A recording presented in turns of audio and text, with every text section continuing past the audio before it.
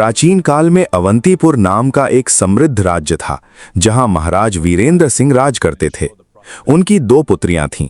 बड़ी राजकुमारी का नाम चंद्रिका था, जो अत्यंत सुंदर लेकिन घमंडी और ईर्ष्यालु स्वभाव की थी। वहीं छोटी राजकुमारी आर्या दयालु, सरल और प्रजा से प्रेम करने वाली थी। पूरे राज्य में लोग आर्या की अच्छाइयों की चर्चा करते थे।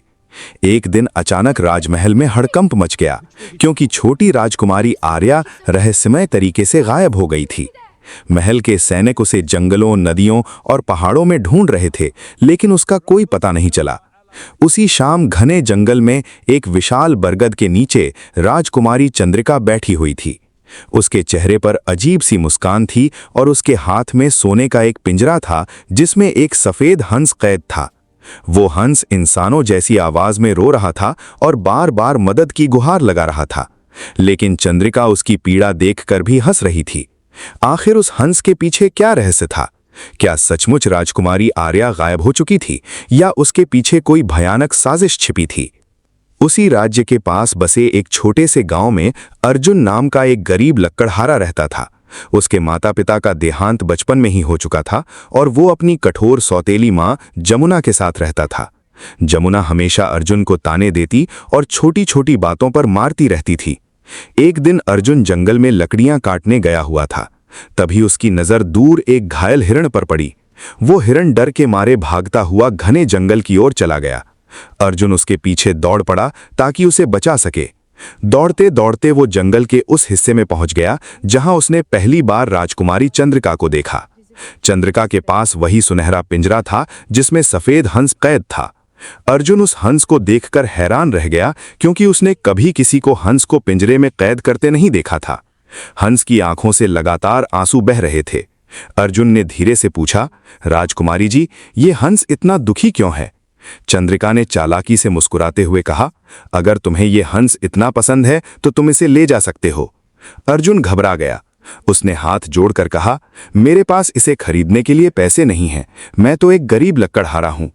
चंद्रिका बोली, मैं इसे तुम्हें मुफ्त में दे रही हूं। अर्जुन खुश हो गया और हंस को लेकर अपने घर लौट आया। घर पहुंचते ही जमुना गुस्से से चिल्लाई, तू खुद का पेट नहीं भर सकता और ऊपर से ये बोझ उठा लाया? अर्जुन ने विनती करते हुए कहा, माँ इसे देखो, इसकी आंखों में कितना दर्द है, मैं इसका ध्यान रखूंगा। लेकिन जमुना ने उसे थप्पड़ मार दिया और कहा कि आज उसे खाना नहीं मिलेगा। रात को अर्जुन भूखा ही उस हंस के पास बैठा रहा। उसने धीरे से कहा, दोस्त चिंता मत करो, मैं तुम्हें कभी अकेला नहीं छोड़ूंगा। अर्जुन ने पिंजरा खोल दिया, लेकिन हंस उड़कर नहीं गया। वो अर्जुन के पास ही बैठा रहा, जैसे उसे अर्जुन पर भरोसा हो गया हो। अर्जुन ने अपनी जेब से बचा हुआ थोड़ा सा अनाज निकाला और हंस को खिलाया। हंस कई दिनों का भूखा लग रहा था। धीरे धीरे दोनों के बीच गहरी दोस्ती हो गई। कुछ दिनों बाद जमुना ने सोचा कि अगर अर्जुन मर जाए तो उसे उसकी जिम्मेदारी से छुटकारा मिल जाएगा। उसने अर्जुन के खाने में जहर मिला दिया, लेकिन जैसे ही अर्जुन खाना खाने बैठा, हंस ने उड़कर थाली गिरा दी। अर्जुन को बहुत गुस्सा आया, लेकिन हंस लगातार बेचैन होकर चीखता रहा। अगले दिन भी ऐसा ही हुआ। जमुना समझ गई कि ये हंस अर्जुन को बचा रहा है। उसी रात जमुना ने तय किया कि वो इस हंस को ही खत्म कर देगी। आधी रात को जब वो हंस को मारने गई तो उसने सुना कि हंस लड़की की आवाज में रो रहा है, मुझे मत मारो, मुझे बचा लो। जमुना डर गई।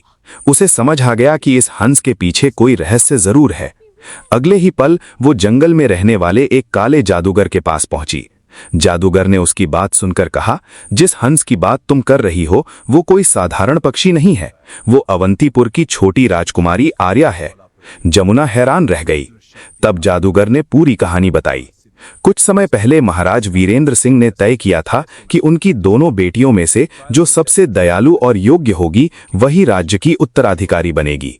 परीक्षा के लिए दोनों राजकुमारियों को जंगल भेजा गया।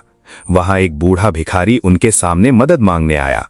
राजकुमारी चंद्रिका ने उसे अपमानित कर भगा दिया, जबकि राजकुमारी आर्या ने अपने गले का हार और हाथों के कंगन तक उसे दे दिए। बाद में पता चला कि वो भिखारी वास्तव में राजा का सैनिक था। राजा ने उसी दिन घोषणा कर दी कि आर्या ही राज्य की भावी महारानी बनेगी। ये सुनकर चंद्रिका जल उठी। उसी रात वो उस काले जादूगर के पास गई और अपनी बहन को रास्ते से हटाने का उपाय मांगा। जादूगर ने उसे एक जादुई जल दिया और कहा कि जिसे भी वो जल छुएगा वो किसी भी जीव का रूप ले लेगा। चंद्रिका ने वही जल अपनी बहन पर छिड़क दिया और आर्या एक सफेद हंस में बदल गई। फिर उसने उसे जंगल में कैद कर दिया। ये सच्चाई जानने के बाद जमुना लालच में भर गई। उसने सोचा कि वो चंद्रिका को ब्लैकमेल करके खूब धन कमा सकती है। अगले दिन वो महल पहुंची और चंद्रिका को धमकाने लगी। डर के मारे चंद्रिका ने उसे 100 सोने के सिक्के दे दिए और कहा कि वो हंस को हमेशा के लिए खत्म कर दे।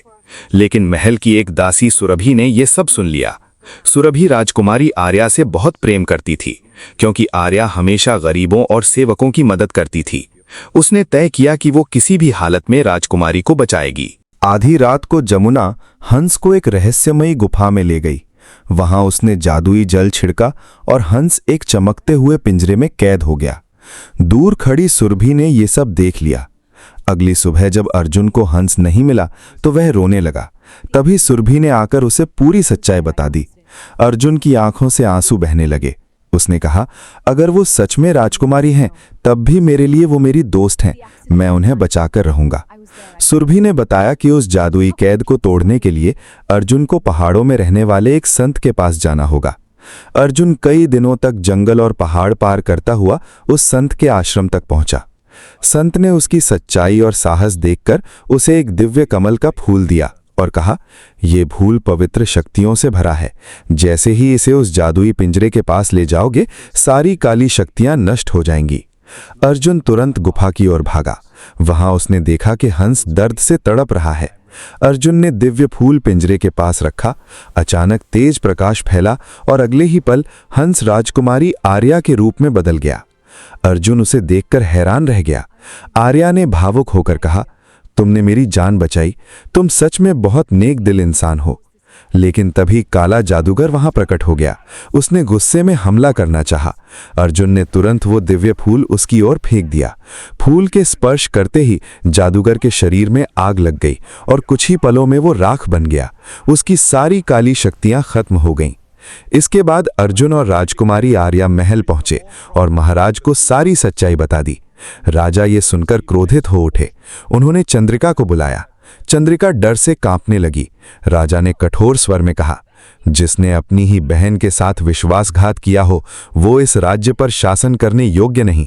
उन्होंने सैनिकों को आदेश दिया कि चंद्रिका को कारागार में डाल दिया जाए। इसके बाद राजा ने अर्जुन का हाथ पकड़कर कहा, बेटा, तुमने मेरी बेटी की जान बचाई है। तुम गरीब जरूर हो लेकिन तुम्हारा दिल सबसे अमीर है। तभी राजकुमारी आर्या ने शर्माते हुए कहा, पिताजी, मैं अर्जुन से विवाह करना चाहती हूँ। जब मैं हंस के रूप में थी तब भी इन्होंने कभी मुझे अकेला नहीं छोड़ा। राजा मुस्कुराए और बोले, सच्चा इंसान वही होता है जिसका दिल साफ हो। मुझे ये विवाह स्वीकार है। अगले दिन पूरे राज्य में धूमधाम से अर्जुन और राजकुमारी आर्या का विवाह हुआ। महाराज ने आर्या को राज्य की महारानी घोषित कर दिया और अर्जुन को युवराज बना दिया। समय बीतने के साथ दोनों ने मिलकर राज्य को खुशहाल बना दिया। इस कहानी से हमें ये सीख मिलती है कि ईर्ष्या, लालच और छल का अंत हमेशा बुरा होता है, जबकि दया, सच्चाई और प्रेम हमेशा जीतते हैं। इंसान की असली पहचान उसके कपड़ों या धन से नहीं बल्कि उसके दिल की अच्छाई से होती है। तो दोस्तों, ये कहानी आपको कैसी लगी कमेंट में ज़रूर बताएं।